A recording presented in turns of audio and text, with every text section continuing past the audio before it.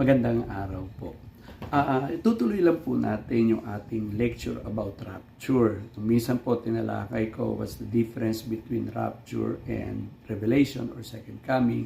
And tinalakay ko naman kung bakit ang paniniwala natin ay ang rapture ay mangyayari before the tribulation period. Ngayon naman po tatalakayin po natin ano nga ba ang purpose ng rapture? Bakit nga ba may rapture? Okay? Si Malan po noong 2013 hanggang 2025 ng Just Africa Missions ay nagbigay po sa atin ng mga ilang kadahilanan bakit po merong rapture. At ito po ay susuportahan po natin ng mga verses. Ano nga ba ang dahilan? Bakit may rapture? Sa totoo lang po, mga kapatid, ang rapture, hindi nyo makikita yan sa Old Testament. It was not prophesied in the Old Testament. In fact, the Old Testament prophets did not see the rapture. Hindi nila nakita ang rapture. Parang ganito po kasi yan mga kapatid. Ito po yung tribulation period. Ito po yung itong pagitan na ito po yung church, okay? At pagkatapos po ay ito na po yung tribulation period, ito yung Old Testament, at pagkatapos po ay yung gitna ay rapture. Para bang nakikita natin na ganyan yan. Hindi natin alam na meron palang gap na nakatungo doon o nasa gitna nila. Pero nakikita ng mga prophets ay straight lamang, ito po ang tingin niya dyan, yung tribulation period. Hindi nila alam na meron pa palang gap o kung tawagin natin ay church age.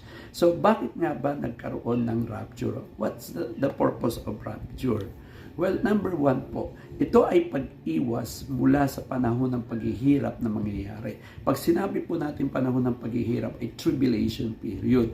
Pag-iwas po yan, alam natin na sa Matthew chapter 24 and verse 21, sinabi po doon that there shall be great tribulation period. Makakaranas ng matinding kapigatian.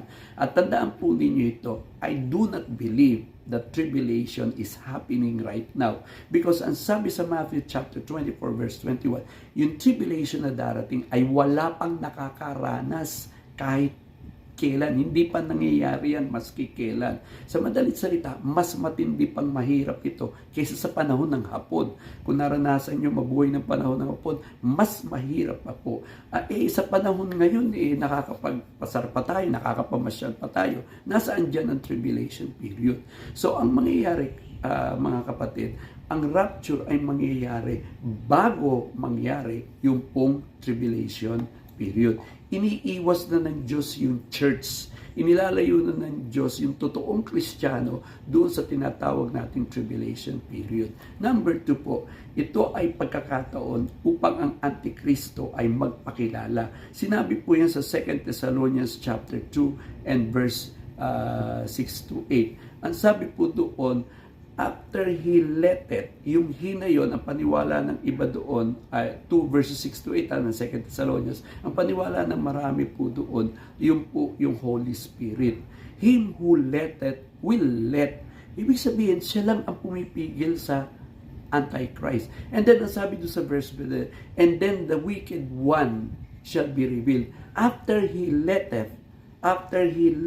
the wicked one shall be revealed. Pag pinabayaan na ng Holy Spirit, saka pa lamang po lilitaw ang Antichrist. Sa madaling salita, gustong-gusto na maghari ng Antichrist ngayon, pero hindi pa magagawa ng Antichrist kasi meron pong pumipigil, and that is the Holy Spirit.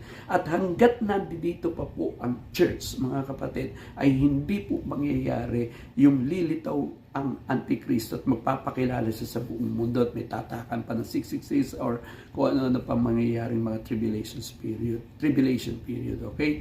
So, ito na ang pagkakataon upang ang Antikristo ay magpakilala. Once na mag-rapture, kasabay po noon, magpapakilala na po ang Antichrist. Sa ngayon sa 2 Thessalonians chapter 2, verses 6 to 8. Pangatlo po, yung po kasing rapture, yan na ang katapusan ng church age. Tandaan po ninyo na sa panahon ngayon, nandito po tayo sa church age. In fact, sa Acts chapter 2, ito pong church age na ito po yung tinatawag na last days. Ulitin ko, pag sinabing last days, hindi mga huling araw na tumutukoy sa mga darating na tribulation sa panahon ngayon, last days. Tandaan po ninyo, simula nang pumasok ang church, ay pumasok na rin po ang last days ayon sa Acts chapter 2. Okay? So, pagka po nag-rapture na, ibig sabihin, tapos na ang last days. Tapos na rin ang church. Yan po ay makikita natin sa 1 Thessalonians chapter 4 verses 15 to 17.